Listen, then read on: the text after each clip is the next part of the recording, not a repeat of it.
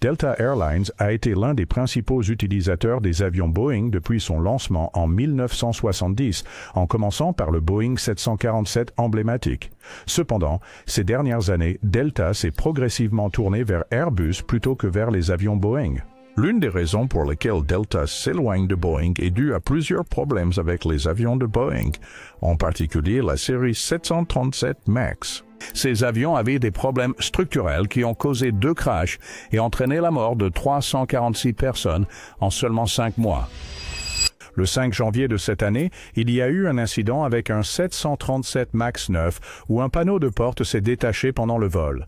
Le Conseil de sécurité des États-Unis a découvert que cela s'est produit parce que 4 boulons cruciaux manquaient.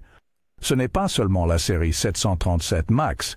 D'autres modèles de Boeing ont également rencontré des problèmes persistants dus à des problèmes structurels. Par exemple, le 787 Dreamliner, qui est équipé de la dernière technologie de Boeing, a été immobilisé 2 fois. La première immobilisation a eu lieu en 2013 lorsqu'un Boeing 787 d'Ethiopian Airlines a eu un incident d'incendie alors qu'il était stationné à l'aéroport de Londres Heathrow. De l'incident, et il n'y a eu aucun blessé. Cela était dû à d'importants problèmes avec ses batteries lithium-ion après qu'une batterie ait surchauffé et qu'une autre ait pris feu en janvier, entraînant une immobilisation de toute la flotte pendant 3 mois. La deuxième immobilisation a eu lieu en août 2020, lorsque Boeing a arrêté les opérations de certains avions en raison de préoccupations concernant la qualité de la fabrication du fuselage, ce qui posait un risque important pour la sécurité. Ces avions avaient déjà été livrés aux compagnies aériennes, qui ont dû les retirer du service. En outre, en février, Boeing a de nouveau suspendu les livraisons de l'avion en raison d'une erreur d'analyse signalée par l'un de ses fournisseurs. Un autre des avions bien connus de Boeing, le 777, a également rencontré des problèmes. Boeing a recommandé de clouer au sol tous les avions du modèle 777, équipés de moteurs Pratt & Whitney 4001-12, après qu'un vol 328 de United Airlines a subi une panne moteur et des débris se sont dispersés au-dessus de Denver. Un total de 128 avions ont été affectés. Rien que dans le premier trimestre de cette année, les avions Boeing ont déjà rencontré 9 problèmes de conception importants.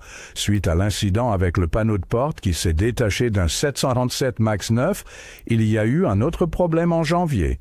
Le 13, lorsqu'un 737-800 opéré par All Nippon Airways du Japon a eu une fissure dans la vitre du cockpit. Ce problème a obligé l'avion à annuler son décollage. Seulement 4 jours plus tard, un Boeing C-40, qui est une version militaire du 737 utilisé par l'armée américaine et transportait le secrétaire d'État Anthony Blinken, a connu une fuite d'oxygène alors qu'il était à Zurich.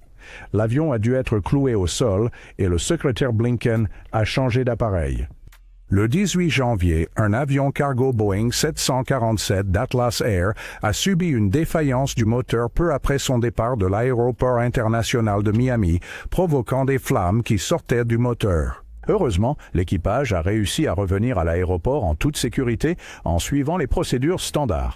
Toujours en janvier, un Boeing 757 a rencontré un problème lorsque sa roue avant s'est détachée et s'est éloignée lors du décollage à l'aéroport international Hartsfield-Jackson d'Atlanta, en Géorgie. Le 6 février, un Boeing 737 MAX 8 opéré par United Airlines a eu un problème de pédale en caoutchouc bloqué lors de l'atterrissage. Au cours du même mois, United Airlines a signalé 3 incidents distincts impliquant des avions Boeing. La première est survenue le 7 février, lorsqu'une roue s'est détachée d'un 767-200 en plein vol. Le deuxième incident s'est produit le 13 février, avec un 777-300 ayant une fuite de carburant peu après le décollage. Le troisième problème a eu lieu le 15 février, lorsqu'un 737-800 a perdu un panneau externe en plein vol. Une autre compagnie aérienne, LATAM Airlines, a rencontré des problèmes avec Boeing dans la même période. Le 12 mars, leur 787-9 a eu un problème technique en vol qui a provoqué une chute inattendue de l'appareil, blessant 50 personnes à bord. Ces incidents continus indiquent que Boeing n'a pas entièrement résolu ses problèmes de contrôle de qualité. L'administration fédérale de l'aviation a également signalé plusieurs lacunes dans les processus de fabrication de Boeing. Cela inclut le non-respect des règles de contrôle des processus de fabrication, la manipulation et le stockage des pièces, ainsi que les pratiques d'évaluation des produits. Il y a eu des discussions importantes sur les tentatives de Boeing de réduire les coûts, notamment en ce qui concerne les fournisseurs de composants. Cette stratégie, bien que courante dans les affaires pour réduire les coûts et augmenter les bénéfices, a des implications complexes dans le contexte du maintien de la sécurité et de la qualité dans la fabrication aérospatiale. De nombreuses critiques ont visé Boeing pour avoir privilégié les bénéfices au détriment de la sécurité, ce que les critiques affirment avoir nui à la réputation de l'entreprise. En ce qui concerne le passage de Delta vers Airbus, ce changement remonte à la fusion de Delta avec Northwest Airlines. Lors de cette fusion, Delta a intégré un nombre important d'Airbus A330 de la flotte de Northwest dans la sienne. Cette décision stratégique a été bien accueillie et a encouragé Delta à investir davantage dans les avions Airbus. Cette décision a marqué un changement significatif pour Delta, passant de Boeing à Airbus, reflétant l'engagement de Delta à améliorer l'efficacité opérationnelle et l'expérience client. Satisfaction. Un moment marquant de cette transition est survenu en 2015 lorsque Delta a célébré la livraison de son premier A330-300. Lors de cet événement, la compagnie aérienne a mis en avant l'efficacité énergétique remarquable de l'appareil en notant que l'A330-300 était de 15 à 25% plus économe en carburant par siège que les modèles Boeing qu'il remplaçait, spécifiquement le 767 et le 747-400. Le PDG de Delta, Ed Bastian, a salué l'ajout de l'A330-300 comme preuve de la stratégie de la compagnie aérienne visant à faire des investissements judicieux qui améliorent à la fois l'expérience client et la fiabilité opérationnelle. La décision ultérieure de Delta d'ajouter l'A330-900 à sa flotte était une extension naturelle de sa flotte existante d'A330, renforçant son engagement envers la modernisation de la flotte et la synergie opérationnelle. De plus, l'initiative de Delta dans la série A350 a été accueillie avec enthousiasme. Le PDG Ed Bastian a salué la 350 pour offrir une expérience client exceptionnelle, une économie d'exploitation robuste et une efficacité énergétique significative, ce qui s'aligne bien avec le réseau long courrier de Delta. Besoin. Une innovation majeure d'Airbus, l'introduction du système de qualification de type commun A330 et A350 a permis aux pilotes de passer d'un modèle à l'autre en seulement 8 jours, sans formation approfondie sur simulateur de vol complet. Ce changement a été considéré comme révolutionnaire car il a simplifié la formation des pilotes, amélioré la flexibilité de la planification et accru l'efficacité opérationnelle pour les compagnies aériennes adoptant ces types d'appareils.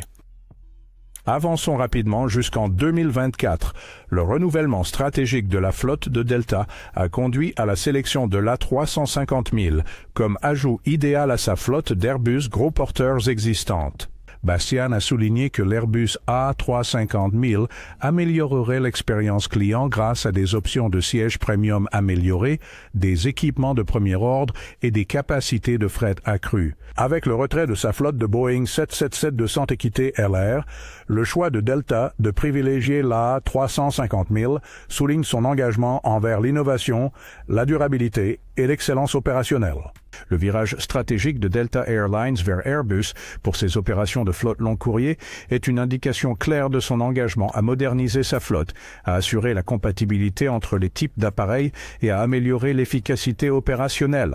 Cette approche est encore illustrée par la commande de Delta pour le Boeing 737 MAX 10, ce qui représente une approche globale de l'optimisation de la flotte et de l'amélioration du service à la clientèle. Malgré ce changement significatif vers Airbus, Delta n'a pas abandonné Boeing. En janvier de cette année, le PDG de Delta, Ed Bastian, est apparu dans une émission matinale de CNBC, soulignant la relation continue de Delta avec Boeing. Il a reconnu le rôle crucial de Boeing dans l'industrie aéronautique et a exprimé son soutien à l'entreprise en ces temps difficiles. Il a déclaré: Boeing est une partie si essentielle de notre industrie, de notre histoire, et nous avons besoin qu'il réussisse. Il traverse une période difficile. Il n'y a aucun doute là-dessus. Nous faisons voler plus de 500 avions Boeing chaque jour, sans accroc. Cependant, il a également noté une disparité entre les actions et les paroles de Boeing, suggérant certaines préoccupations concernant leur performance. En mars 2024, la seule commande en attente de Delta auprès de Boeing concerne 100 unités du 737 MAX 10, avec des retards anticipés, repoussant la livraison de 2 ans. Notamment, Delta n'a pas encore intégré d'appareils de la série MAX de Boeing dans sa flotte.